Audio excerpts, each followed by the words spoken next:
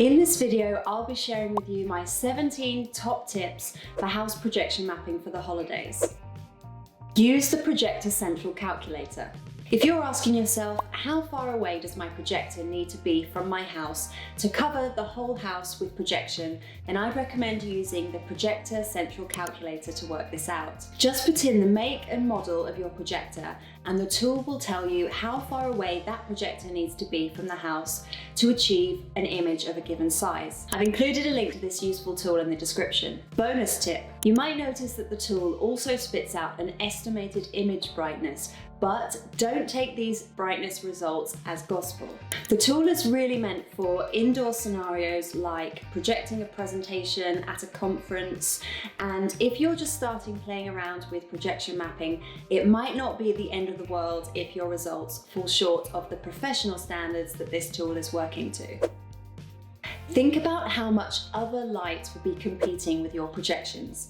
Ideally, you want to reduce the ambient light around your show. That means turning off all the lights in your yard and maybe speaking to your neighbours and asking them to do the same. This might also involve thinking of ways to block or otherwise reduce light coming from street lights which is spilling onto your house. Also, don't plan for your show to start too early before the sun has fully set. If you're presenting your projections alongside other holiday lighting like LEDs or coloured up lighting, remember that these will all be competing with your projections and making them appear less bright.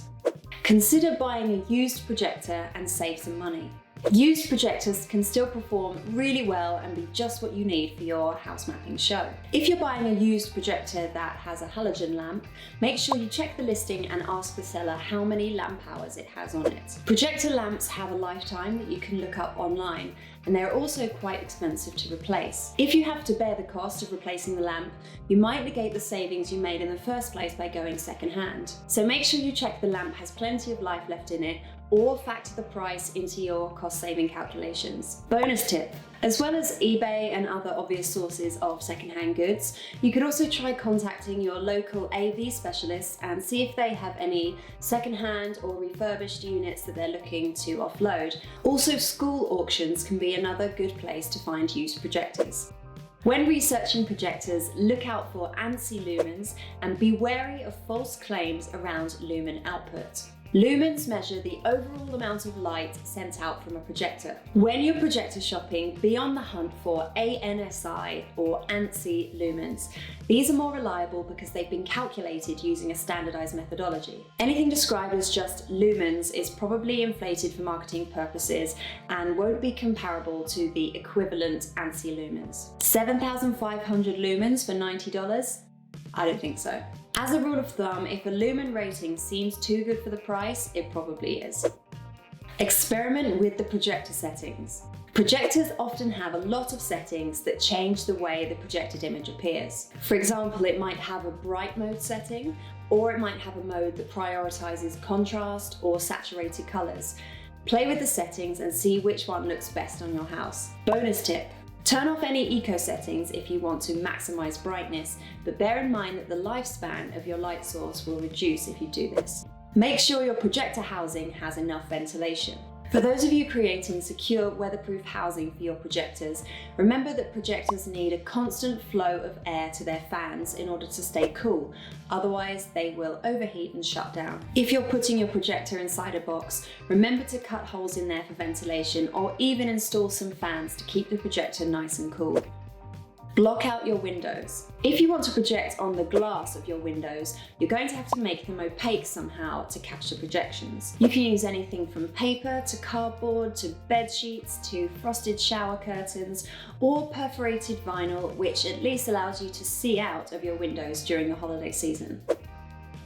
Think about your projection surface. Be mindful of the fact that projections will look different on surfaces with different textures and colours. The same content projected from the same projector will look different on a house that's painted white compared to a house that's constructed of red brick. Dark surfaces will generally require a brighter projector. Textured, uneven surfaces will warp the content and distort fine detail like text. So if your house is dark, be prepared to shell out for a brighter projector. If your house is very rough stone, maybe don't project content that has very fine, intricate details. If your house is a mixture of textures and colours, think about being strategic, like designing focal points for areas of the house that are most successful and not wasting hero elements on areas of the house that are less effective. Remove objects that will cast shadows.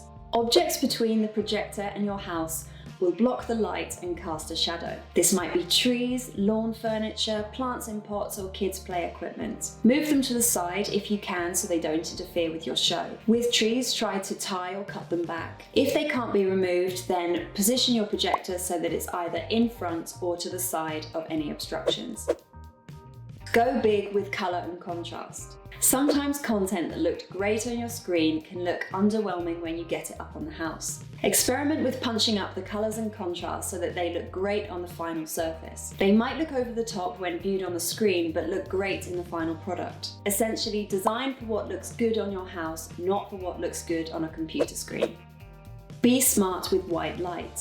Never forget that projecting white light onto a house will have the same effect as pointing a torch at the house. It will have an illuminating effect. There's no use projecting white snow onto a red brick house and expecting the red brick to turn white. The white light will just illuminate the red brick. Also remember that white light is composed of all the colours of the spectrum and is therefore the brightest content that you can project. The other side of that coin is that black projected from a projector is just the absence of light, so dark colours might not look very bright at all. Be intelligent about your use of colour, including black and white, when illuminating your house with projection. Be playful. I see some house mapping shows where there is a lot of movie footage thrown up onto the house. And sure, the outside of a house is a novel place to put a movie, but really it just makes the house a glorified cinema screen. The best projection mapping toys with the idea of light and shadow and makes impossible things appear to happen on the house. So I want to encourage you to think outside the box and try and be really creative when it comes to your projection mapping designs. Leave plenty of time to prepare. I can't stress this one enough. Projection mapping on a house always takes longer than you think it will. It's inevitable around the holidays that lots of house projection mapping videos are popping up and inspiring other people to do the same thing on their house. But the fact is that those shows are the culmination of weeks, if not months of work, so make sure you leave yourself plenty of time, at least to save you the stress of a last-minute crunch and give you the space to have fun. Start small. If you're feeling overwhelmed at the prospect of projection mapping your whole house, think about starting small. Maybe projection map just a small portion of your house, like your garage door. Or if that still feels like too much, projection mapping on small props like pumpkins or tombstones, or even window projections or on Holusion material. These are all easy projects that can get you started using a projector, and they can have a big impact on your overall display. Then once you are more familiar using a projector as part of your digital decorations, you can move on to something more complex like mapping your entire house. Get a warm coat. This one's a bit of a joke, but also being outside with your projector, testing, mapping, tweaking your show ahead of Halloween or Christmas can be a cold old business, so make sure you wrap up warm. Test, test, test. Everyone's situation is different. The size of your house and yard, the texture and colour of your house, the amount of ambient light in your environment. The only way to know if your setup is going to work is to test it. Rent or borrow a projector if possible and experiment with different types of content, including high contrast black and white as well as different colours. You'll soon get a sense of what's working and what's not. Ask questions. Don't beat yourself up if you feel overwhelmed when you first start thinking about projection mapping your house.